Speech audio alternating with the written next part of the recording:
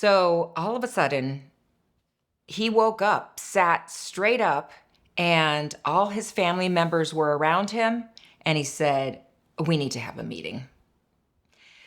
Hi there, I'm Dr. Andrea O'Connor, and welcome back to my real life medical and sometimes spooky stories.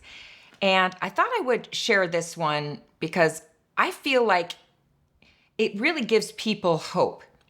And this happened years and years ago. So we're talking 20 years ago. So I think enough time has passed where I can talk about this. So one day I was entering a facility, and one of the patients I was supposed to check on there had been almost like a comatose state. And the entire family was there. So I went and talked to them first, and they said, "Oh yeah, he hasn't spoken in days.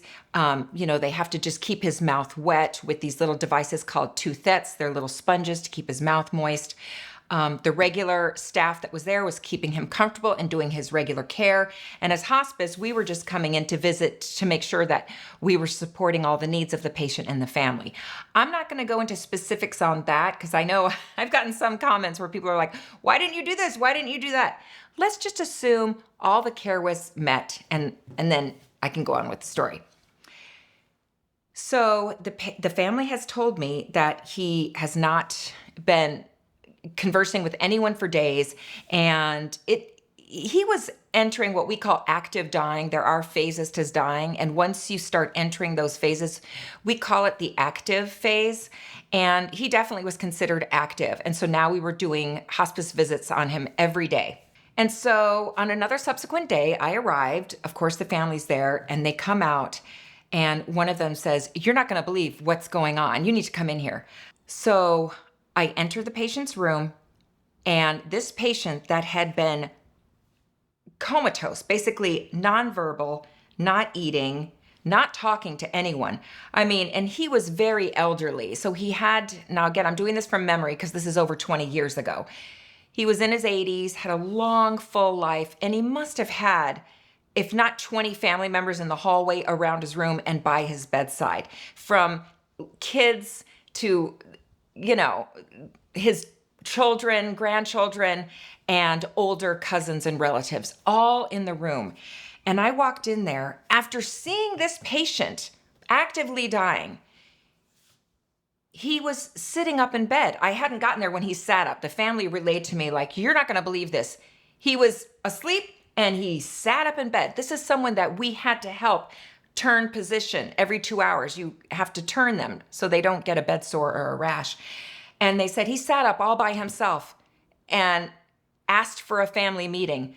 So when I walked in there, a man that I saw prior with no color to his face, actively dying, being kept very comfortable because the staff that was working with him was making sure that he got everything he needed. He was comfortable. All his family was there advocating for him. So all his needs were being met. But I now saw a vibrant man with energy and presence and color to his face.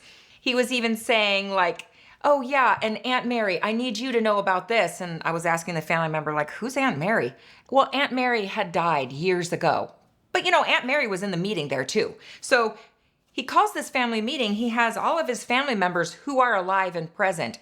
And then some of the deceased relatives he was referring to apparently were standing in the room too. None of us could see or feel them, but the family was telling me, yeah, he's seeing these people too. So not only was he seeing his live, living relatives, family in the room, he was talking to relatives that had passed on. And the family there knew he was referring to them, and they were just as astonished. And I'm kind of glad the whole family could be there to witness this, not just me and then telling a story, which I've told this story many times to my colleagues. But the fact that when I looked around the room and they were crying, weeping, astonished, covering their face, they couldn't believe what was going on. I was literally witnessing a miracle. And when I walked out of that room, I knew that his time was near. And from what I can remember from memory, I believe he did pass away that next day. And that's just one of those experiences that really stand out to me. At that time in my career, I had never seen that before. I had never seen someone referring to family members that had already passed away, and now they were talking to them in the room with their live family members. So that was just a really interesting visit. And, my son was kind of asking me questions about like, well, what else was happening? Like, it's really intriguing. And yeah, that's something that happens all the time. And I love, and I'll refer you to a couple other channels. Hospice Nurse Julie explains it in such a rational, organized, great way that, I tend to get a little excited and emotional, but so if you really want to know more about it, I recommend her channel. And also, I think it's called Nurse Hadley. Oh, she's wonderful. Yeah, so those are some great channels to get more experiences. But I have to tell you, this is a common thing we see. And the other thing that's really common is I would go in, and when I had a new family and a new admission, and they were coming onto hospice, and as I met with them, and sometimes the patient was in the room, sometimes we were in another room, I would say, are they starting to see deceased relatives or friends yet? And, some families would just look at me cross-eyed like, what are you talking about? But most families would say, oh, no, or some would say, yeah, they're kind of going like this, and they're talking to someone there, or they will mention a deceased family's name like, yeah, every day I go in there, they're talking to so-and-so who died 5 years ago. And I would tell them, well, that means we're getting close, because once they see family members and they're starting to talk to them, their family's coming from the other side to bring them to the other realm. And that is something we would see all the time as well. Did I see it on every single case? No. But I have had patients tell me that their family members would start seeing their pets come for them, or they would say they saw a light in the corner coming from them. I've heard so many different stories like that. And once you hear that over and over and over, and it's the same common theme, how can that not make you think twice that there really is something else going on here? Now, my personal belief, I absolutely do believe that our soul and spirit moves on. I do believe in God. I've said it before on my channel. But there was a time in my life that I questioned everything, and I wasn't sure, especially when I was a teenager. I just thought, oh, well, this is it. But if you're over 50 like me, you come to experience things in your life that you just can't believe are possible. So the takeaway from this that I do want to share is, I don't think we need to be afraid to die.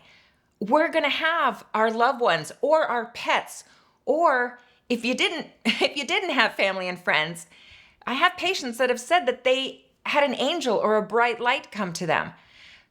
I know I'm not afraid of dying. I've seen it myself.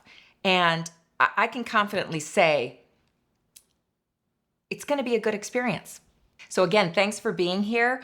If you like this video, please give it a like and feel free to comment. I would love to hear your stories, and I will see you on the next one.